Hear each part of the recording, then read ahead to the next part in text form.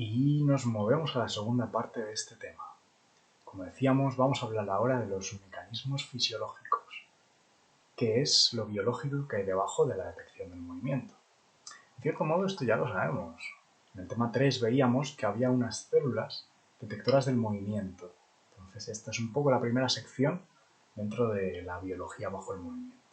Hay unas células detectoras de movimiento, cada una en una dirección específica. Esas células complejas. A su vez, el hecho de que tengamos células cada una detectando movimientos en direcciones diferentes es la causa de los posefectos. Vemos el posefecto de la cascada porque solo se cansan las células que se encargan de percibir movimientos hacia abajo. Aquí donde digo células podéis escuchar también neuronas. Es un poco intercambiable. Me refiero también a neuronas en particular, o sea, no hay otras células detectoras de movimiento. Entonces decía que al tener células en diferentes direcciones se pueden producir posefectos, porque se cansan las de movimiento en dirección abajo y las otras se quedan intactas. Por último, otra cosa llamativa respecto a este tipo de células es que a medida que ascendemos en la escala evolutiva, conejos, gatos, personas, las células detectoras de movimiento están cada vez en partes más profundas del sistema de percepción visual. Es decir, por ejemplo, el conejo tiene muchas de estas células en la retina, mientras que los monos ya tienen casi todas en la corteza visual. Esto además se puede experimentar por el hecho de que el posefecto que se produce en una retina en un conejo no se traduce en la otra, porque las células están en la retina. Pero el posefecto que se produce en la retina de un mono, en solo un ojo derecho porque le tapamos el otro, perdón, solo el ojo izquierdo porque le tapamos el derecho, sí se traduce a un posefecto visto desde el otro ojo, porque estas células detectoras de movimiento ya están en una parte centralizada del sistema de percepción visual, como es la corteza visual. Muy bien. Otra parte es el análisis cortical del movimiento, es decir, hemos percibido este movimiento, ¿cómo se analiza? O sea, ¿en qué zona del cerebro se analiza? ¿Qué partes se dedican a analizarlo? Y no son las mismas que la corteza visual. Se analiza en el área medial temporal y en el área medial superior temporal. Básicamente con esta asociación es con la que os tenéis que quedar. ¿Qué áreas son las áreas del movimiento? La medial temporal y la medial superior temporal. Si estuviesen lesionadas, el mundo se percibe como si estuviese hecho de diapositivas, como si estuviésemos viendo foto, en lugar de un movimiento. Muy bien.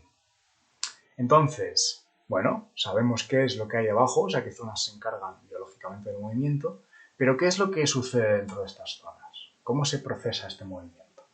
Pues básicamente hay dos familias de modelos. Se han ideado varios modelos que se pueden dividir en, por así decirlo, dos corrientes, dos familias.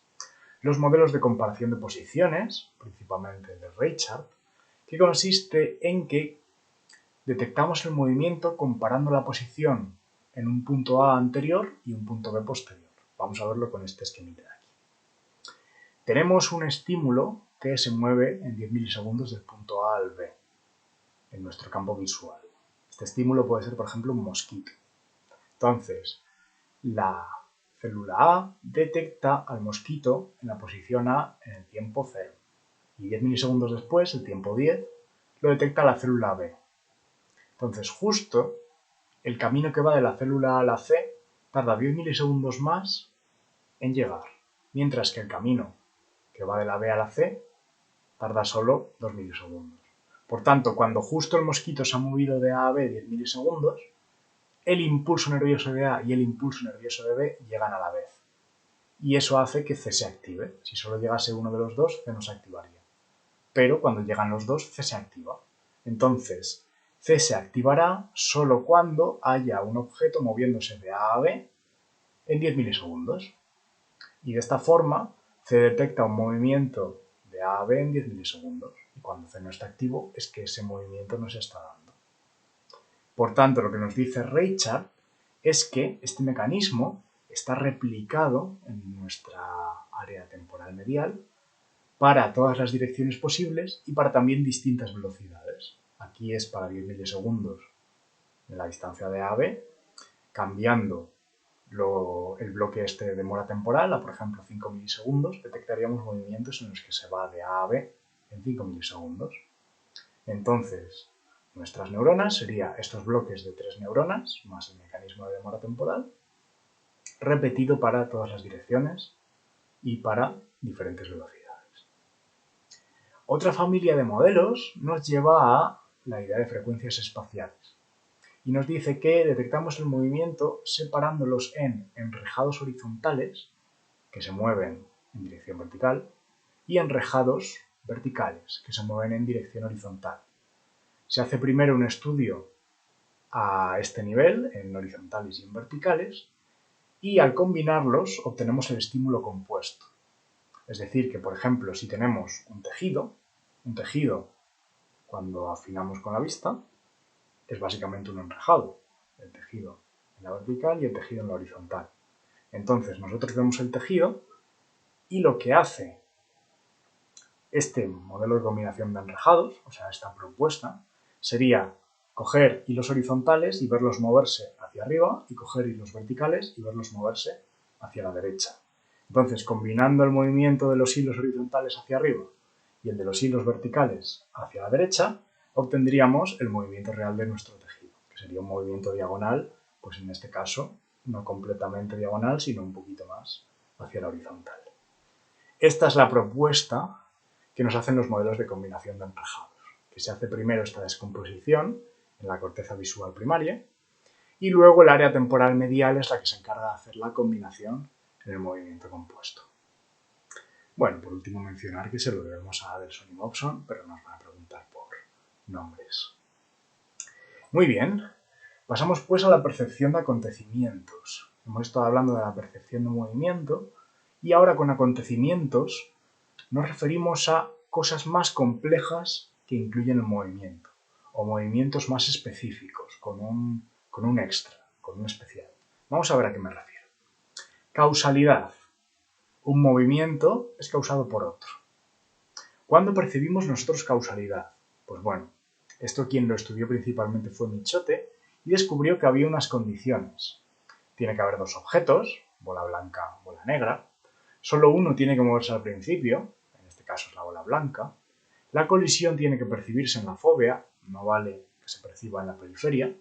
Percibimos que un movimiento causa otro solo cuando nos estamos fijando en ello. Y no hay discontinuidades en esta colisión entre blanco y negro, del estilo pues que pasen más de 100 milisegundos desde la colisión hasta el movimiento de B. Por ejemplo, pues sería como si la bola negra no se enterase de que la han golpeado. Si sucede esto y luego sale disparada la bola negra, nadie va a pensar que ha sido por el efecto de que ésta haya golpeado, sino que ha sido luego otra cosa la que ha movido la bola negra. A esto se refiere que no percibamos casualidad cuando hay una discontinuidad muy grande. Pues más de 100 milisegundos desde la colisión al movimiento de B, o una distancia muy grande entre A y B, si de repente esto llega hasta aquí y luego sale esta disparada, es decir, algo así, nadie se va a creer que haya sido por la bola blanca, a menos que, bueno, metamos magnetismo, pero no entremos ahí. Y que B se mueva en una dirección muy diferente a A. Pues si de repente viene por aquí la bola blanca y la otra se va para allá, nadie se va a creer que el movimiento hacia allá de la segunda bola ha sido por la primera. Michote consideraba que esta percepción de causalidad era algo innato, pero esto se ha refutado en nuevos estudios y se ve que hay diferencias individuales respecto a cómo percibimos causalidad. Y por último, Michote distingue entre tres tipos de efectos de causalidad. El de lanzamiento, en el que una bola golpea a la otra y la segunda sale disparada. El de arrastre, que es el que podríamos pensar, pues si la segunda bola está hecha de chicle, al golpear la primera, las dos acaban moviéndose juntas. Y el tercero, el de disparo, es el que ocurriría cuando la bola negra es muy ligera. Entonces, como que esta tiene mucha más inercia y al golpear, como esta es mucho más ligera, sale disparada, sale con más velocidad que en el de lanzamiento. Esa es la diferencia entre lanzamiento y disparo. En lanzamiento, una golpea a la otra y la otra sale con una velocidad igual o menor. Y en disparo, una golpea a la otra y la otra sale disparada porque, por ejemplo, en el caso de pesar menos, recibe más energía y recibe más velocidad. ¿Qué sentido tiene esto de la percepción de causalidad? O sea, quiero daros un poco para qué sirve esto, o sea, qué sentido tiene estudiar la percepción de causalidad en el movimiento. Pues vamos a un casino. Imaginaos que habéis aprobado percepción y os lo queréis celebrar por todo lo alto y os vais a Las Vegas. Y os metéis en la ruleta y estáis ahí mirando qué sucede. Y os dais cuenta de que a veces la bola de la ruleta golpea con una pared y sale desviada de una forma extraña.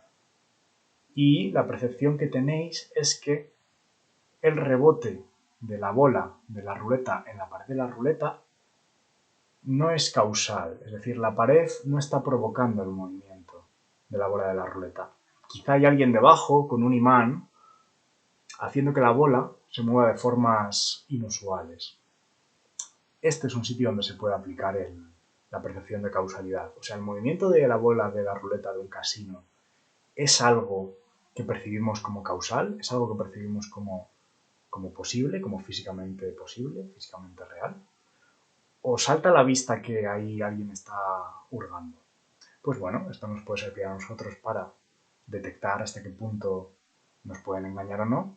Y también es cierto que a los operarios del casino para, si están haciendo trampillas, no trucar mucho esas trampillas. Muy bien. ¿Qué otro acontecimiento podemos percibir? El movimiento biológico, en el sentido de movimientos asociados a seres vivos, como andar o galopar. Las personas podemos distinguir muy fácilmente este tipo de movimientos, o sea, es asombroso. Pero en cambio no podemos distinguir tanto las posturas, tiene que haber movimiento. Se parece un poco a esta clave de profundidad que hablábamos, era aquella con la que detectábamos la forma tridimensional, no me está saliendo ahora el nombre. El efecto de profundidad cinética, en el que una sombra en movimiento nos daba mucha más información sobre qué objeto estaba produciendo esa sombra. Veremos aquí que es algo parecido. Tenemos un experimento en el que a dos personas les pusieron lucecitas, iluminación en cada una de sus articulaciones. Entonces, pues bueno, aquí os animo a ver qué creéis que está pasando con estas dos personas. Yo, pues, sinceramente, no tengo ni idea de qué está pasando con estas dos personas, no se me ocurre nada que deciros, pero si vemos esto en movimiento, resulta muchísimo más claro qué está sucediendo. O sea, creo que a nadie le tengo que revelar que se están dando la mano primero y luego se están abrazando. Hasta el punto de que, o sea, nuestra percepción de movimiento biológico es buena hasta el punto de que se puede percibir de forma correcta cuánto es el peso que está lanzando una persona por cómo se mueve en esta dinámica de tener luces en las articulaciones. Es decir, que si una persona está lanzando 10 kilos de peso, vamos a ser capaces de calcular que son 10 kilos y que son 5 a partir de cómo le vemos moverse con estas lucecitas simplemente. Bueno, a nivel biológico se han encontrado neuronas selectivas a movimiento biológico en los monos y sabemos que los bebés desde los 4 meses tienen una percepción especialmente buena para estos movimientos en comparación con otros movimientos más generales. Muy bien.